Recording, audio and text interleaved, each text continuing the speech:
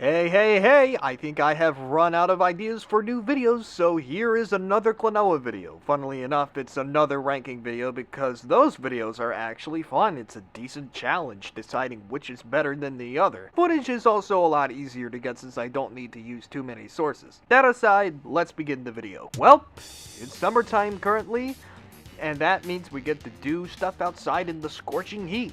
One of those things is going on the beach. Everyone loves the beach, right? Look at this group here. Look how much fun everybody in the image is having. Jokes aside, one of the common things you can do on the beach is beach volleyball. It's pretty self-explanatory. Do I have to explain it?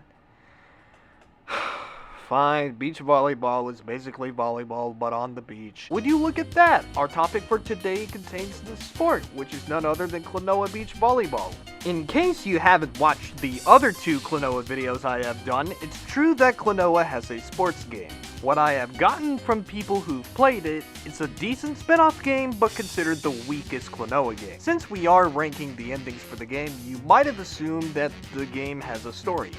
Yes, but it's pretty basic. It's the story of Garlen and Zavok looking ass over here holding a volleyball tournament and Klonoa and Co. competing.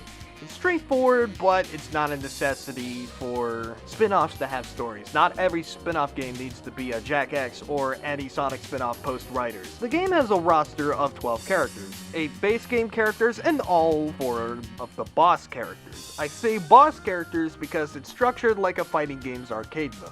This is Namco during Tekken's popularity. We even got Daisuke Gori as Naatu.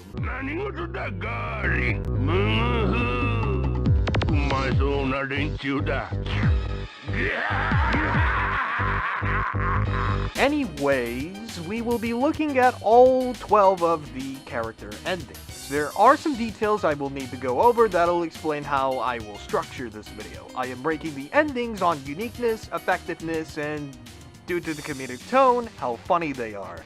I could bring up the presentation, but every ending has hand-drawn illustrations. They do, in fact, look pretty nice, but you can tell where they had to put in 3D models. With that out of the way, let's begin the list. The worst ending in Klonoa Beach Volleyball goes to...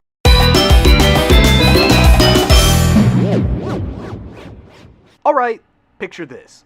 You have unlocked one of the final bosses. He is a souped-up version of one of the other boss characters in the game. You beat the championship mode as him, and it turns out it's the same thing as the regular version. To summarize, Hupo, the referee, calls out Super Garlen for being the only super one. So Garlen turns everybody else into super versions of themselves, and this only causes him to be badly injured in the match. This leads him to creating Super Garlen 3.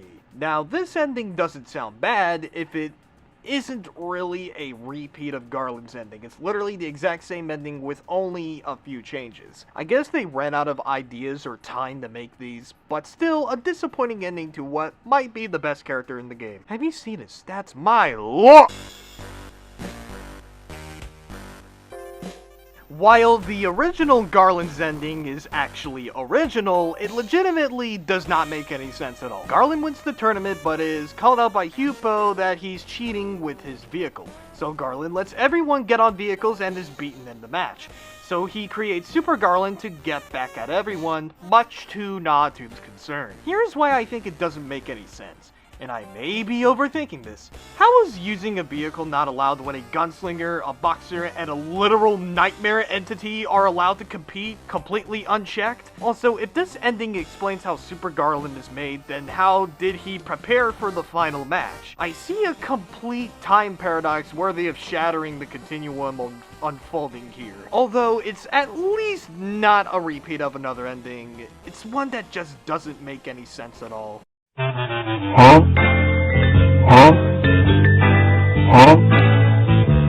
Chippo's ending has him winning the tournament. He is in disbelief of winning, however. So they restart the final match over and over. Basically a pretty funny joke that ran straight into the mud. Also kinda mean that he thinks Klonoa let him win. Like, dude, Klonoa's the kind of guy to actually play fair. I get that Chippo is supposed to be insecure about himself. However, he causes the cycle of playing the match over and over again, which gets incredibly tiring realistically. While a funny idea on paper falls flat in execution. Our table!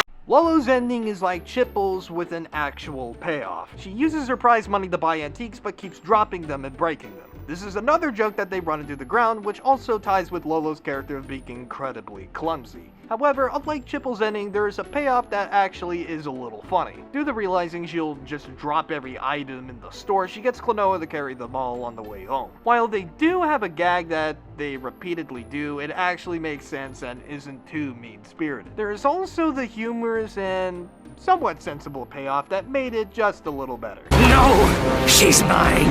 Mine! This ending is actually pretty cute. Artmoo wins the tournament, but instead of taking the prize money, he takes the volleyball since it has a Moo's face on it. He shows it off to the other Moos and they get jealous and start having volleyballs with Moo's faces on it. I love how they all just start a trend because one of their kind won, and this also implies the Moos are a community. A pretty funny and cute ending, but not having much to say, which makes sense because this is the spin-off game trope of playable game enemies. Also, if Moos have a community, does this imply that Klonoa has been murdering innocent people just to get across levels? I'm probably overthinking it like Garlen's ending. Whatever. This one is a bit on the generic side, but I don't think it's that bad. It's basically Klonoa wanting to play more volleyball with the boys, however, they accidentally blow up Baloo's windmill, which Klonoa needs to use his prize money to pay for repairs. Sure, it's basically a trait as a main character, however, in all honesty, he just wanted to play ball with his homies. We also get a nice cameo from Baloo in this ending too. This is a pretty fine ending that has maybe a bit more to say despite the fact it's generic. Oh wow, are we already halfway through the list? Dang. Well, time to pad for some more time on the video. Usually I don't do this, but don't forget to like and subscribe for more of this kind of content. Make sure you keep looking at the community tab for more updates on videos in my comic series, Saga Legends. So I'm going to be releasing issue 4 at the end of the month. You better read it. With that out of the way, in case you haven't clicked off the video out of pure primordial rage, let's keep going with... Bruh, look at this dude. Wait till he's... Knocking out the second of our two final bosses, we have Narrated. His ending has him getting his resort, but is unfavorable towards the mascot Garlen. So he asks him to redesign it, and now it looks like this. This causes the resort to close on opening day after aggressive business and the weird mascot. The funniest part is it just closes on opening day, like maybe some businesses that fail would like last a few weeks. However, that's not the case. It was literally dead on arrival. Maybe if you didn't make this hatless Balin looking ass here, maybe it would go smoother. A tad bit predictable, but a hilarious one nonetheless. And a good way to cap off beating every character's championship. You and I are not so different. As unfavorable I was towards Tat in my Klonoa villains video, I will admit that her ending in this game is surprisingly wholesome. Once Tat wins, she makes Leorna keep her promise. That promise is to rob people as she's painted in Tat's color scheme. It's nice of Leorna to do this for Tat as she kept her promise, which is somewhat of a testament to their friendship, with Tat being supportive of the decision as well. Which kinda makes me wish we got more of this dynamic between the two.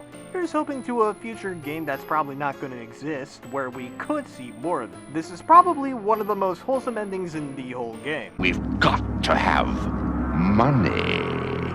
This is actually one of the funnier endings in the game. It consists of Joker getting the prize money. In an attempt to get more money, he casts a spell to increase the money, only for it to just become bigger, and while he tries to use it, he gets accused of counterfeiting. This is a pretty good way to tie into Joker's character as a magician while making it actually funny. Instead of repeating the joke over and over, they use the joke to its fullest potential. We even get a nice Mama cameo at the end as well. My only nitpick is, why can't Joker just use a spell to shrink it back down? We can just say that the spell is irreversible. That's my headcanon. Do what you want, cause a pirate is free. You are a pirate. Well, if it isn't the objectively best character in the entire series.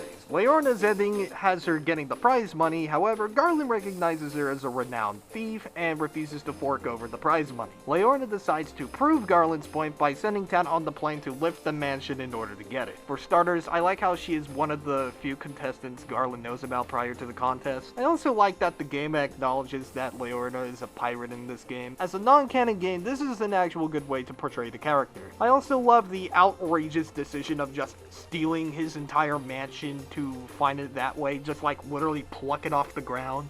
It's incredibly stupid, but that's what I love about it. Hands down, the funniest ending in the game. It deserves its spot among the top 3. I suppose you think I shouldn't have a gun either! Guns is a really interesting character. You may think he is just another edgy rival, but games like Klonoa Heroes actually gave him some development and a personality. Guns wins the tournament, which Garlen accuses him of betrayal. He asks Garlen if he knows anybody that has poison nails.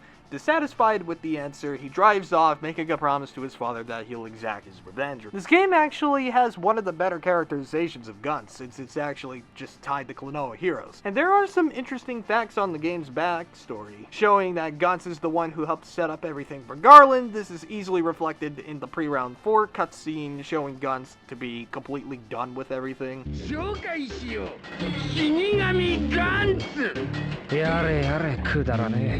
These elements culminate into one of the best endings in the game. Note that I said one of the best. We are nearing the end of the ranking. Who takes the cake of having the best ending in the game? Let's answer that, shall we? While Popka was more of a comic relief in the series, and probably a good motivational speaker as well, this game surprisingly gives him development. In this ending, he takes the prize money and tries to use it to buy drip. However, he sees the scarf on the floor and has a flashback back to a time where Popka and Lolo met, and she gave him the scarf. Realizing it's not the same, he decides to not get drip and grabs a bite to eat. As somebody who likes to grab a bite from time to time, that is actually pretty based of him. What I like about this ending is that we actually get to see some interesting development, showing his origins and realizing the importance of the scarf. It actually does a good job explaining how these two characters became friends as well, and the fact that he thinks he looks best with it is just amazing. I know this game is not canon, but I am 100% convinced this happened prior to Klonoa 2's events taking place, which is why I think Popka has the best ending in Klonoa Beach Volleyball. I am Darnius Studios, and I wish you all to have a good summer. I will probably do a community post on which video I should do next, I don't know.